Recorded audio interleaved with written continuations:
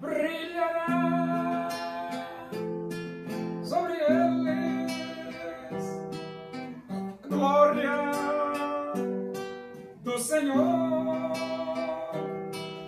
Serão vestidos de beleza e de esplendor. Receberão um corpo glorioso, a semelhança do corpo do Senhor.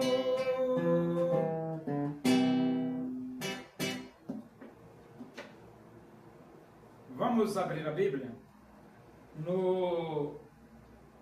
na Epístola de Paulo aos Gálatas, capítulo 2. Nós vamos ler do versículo 1 até o versículo 10. Diz assim as Escrituras Sagradas, a Palavra de Deus.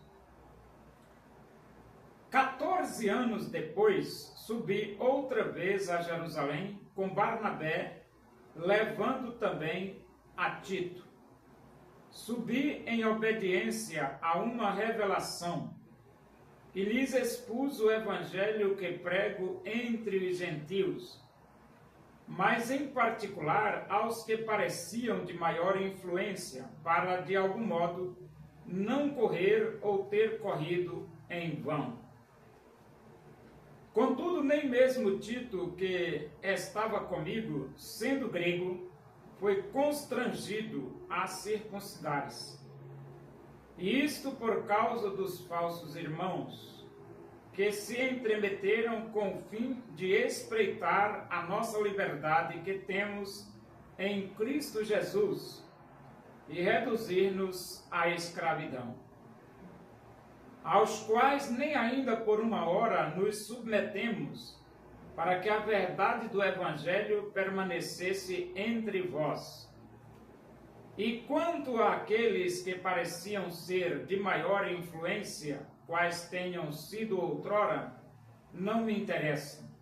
Deus não aceita a aparência do homem. Esses digo que me pareciam ser alguma coisa, nada me acrescentaram. Antes, pelo contrário, quando viram que o evangelho da incircuncisão me fora confiado, como a Pedro o da circuncisão, pois aquele que operou eficazmente em Pedro para o apostolado da circuncisão, também operou eficazmente em mim, para com os gentios. E quando conheceram a graça que me foi dada, Tiago, Cefas e João, que eram reputados colunas, me estenderam a mim e a Barnabé a destra de comunhão, a fim de que nós fôssemos para os gentios e eles para a circuncisão, recomendando-nos somente que nos lembrássemos dos pobres, o que também me esforcei por fazer. Então o apóstolo Paulo, ele se tornou um pregador do Evangelho depois que ele teve um encontro com Cristo no caminho de Damasco. Ele ia para Damasco para prender os cristãos, só que na estrada ele se encontrou com Jesus. E esse encontro transformou a vida do apóstolo Paulo, a ponto de ele dizer: sim, deveras considero tudo como perda, por causa da sublimidade do conhecimento de Cristo Jesus, meu Senhor, por amor do qual perdi todas as coisas e as considero como refúgio para ganhar a Cristo. Então Paulo, ele deixou o judaísmo e abraçou o cristianismo quando ele esteve esse encontro com Jesus. E aqui no versículo 1 ele diz: 14 anos depois subi outra vez a Jerusalém com Barnabé, levando também a Tito. Então, desde que Paulo se encontrou com Jesus, que ele se tornou um pregador. Ele começou a estar em Damasco mesmo, pregando o Evangelho. Só que agora, ele volta para Jerusalém, juntamente com Barnabé e Tito.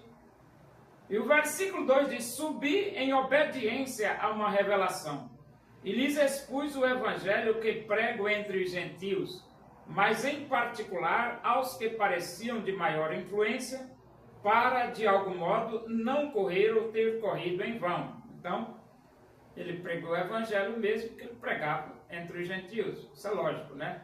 Não existe dois evangelhos, só existe um, né? E esse evangelho é para ser pregado para os gentios e para os judeus, porque é aquele que diz: ide por todo mundo, pregai o evangelho a toda criatura. Quem crer e for batizado será salvo, quem porém não crer será condenado. Então, se o judeu acreditar, ele será salvo. Se ele não acreditar, ele será condenado. A mesma coisa o gentil. Se o gentil acreditar em Jesus, será salvo. Se não acreditar, será condenado. Então, o evangelho é o mesmo, tanto para judeu como para gentil. O versículo 2: contudo, nem mesmo Tito, que estava comigo, sendo grego, foi constrangido a circuncidar-se. Então, Tito era grego, mas existia uma polêmica sobre a circuncisão, porque eles aceitavam Cristo, os gentios, e os judeus também aceitavam Cristo. Só que o povo judeu era um povo circuncidado. O gentio não era circuncidado. Então, aqueles que aceitavam Cristo, que já eram circuncidados, queriam obrigar os gentios a se circuncidarem. E Paulo diz: não, está errado esse negócio. E então ele diz assim: Tito não foi constrangido a circuncidar-se, ou seja, ele não foi obrigado a se circuncidar. Ele ficou mesmo do jeito que era, né? E isto por causa dos falsos irmãos que se entremeteram com o fim de espreitar a nossa liberdade que temos em Cristo Jesus e reduzidos à escravidão. Então, naquela época, já existiam os falsos irmãos. É perigoso esse negócio de falso irmão. Mas Paulo teve que enfrentar os falsos irmãos, aos quais nem ainda uma hora nos submetemos, para que a verdade do evangelho permanecesse entre vós. Nem uma hora Paulo se submeteu aos falsos irmãos, porque o que importava para Paulo era a verdade do evangelho. Era isso que importava para ele. E quanto àqueles que pareciam ser de maior influência, quais tenham sido outrora, não me interessa, Deus não aceita a aparência do homem. Esses digo que me pareciam ser alguma coisa, nada me acrescentaram. Então, esse negócio de aparência, o evangelho não trabalha em cima de aparência. O evangelho trabalha em cima de vidas, de alma. Entendeu? Então, não interessa se a pessoa é pobre ou rica, se tem uma alta posição ou uma posição lá embaixo, se é preto, se é branco, se é doente, se é sadio. Não, o evangelho trabalha em cima de alma, alma. Todo homem tem uma alma que precisa ser salva. Então, a alma do homem é que é importante. E Jesus Cristo, quando ele morreu na cruz, ele morreu pela alma do homem. Não interessa o que é que ele seja. Ele pode ser o mais rico do mundo, pode ser o mais pobre do mundo, não interessa. É a alma. Todo homem tem uma alma. E é isso que a palavra de Deus diz: que adianta o homem ganhar o mundo inteiro e perder a sua alma? Que daria o homem em troca da sua alma? Então, o evangelho não faz acepção de pessoas.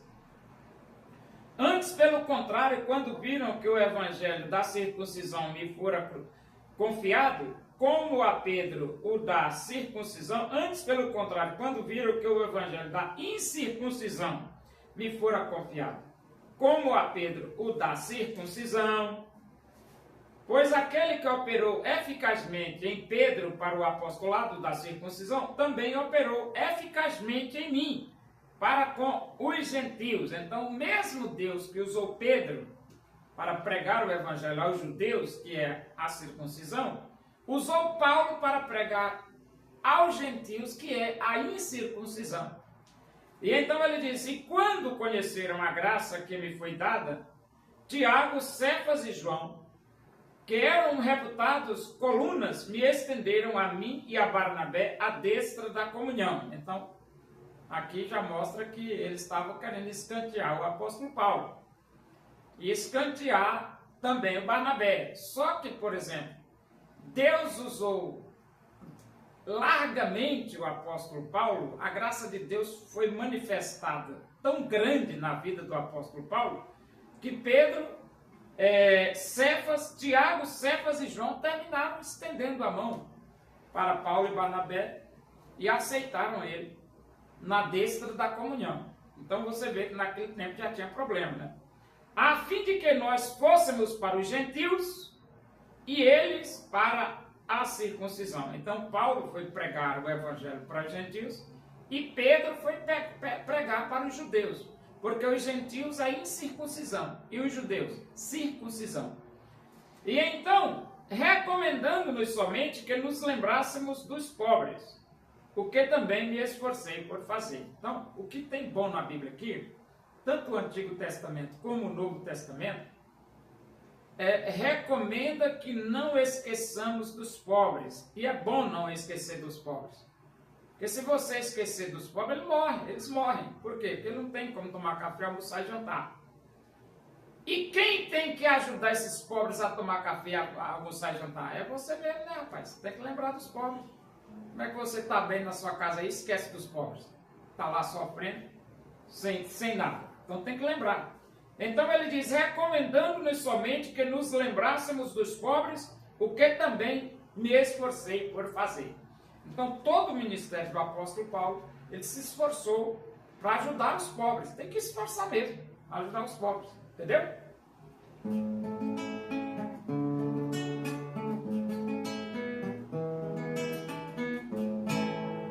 Porque Deus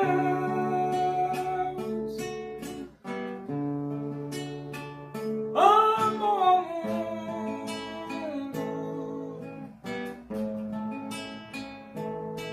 e deseja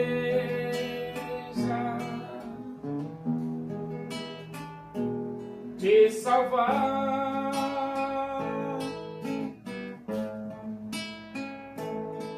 Seu filho morreu na cruz, simplesmente por te amar.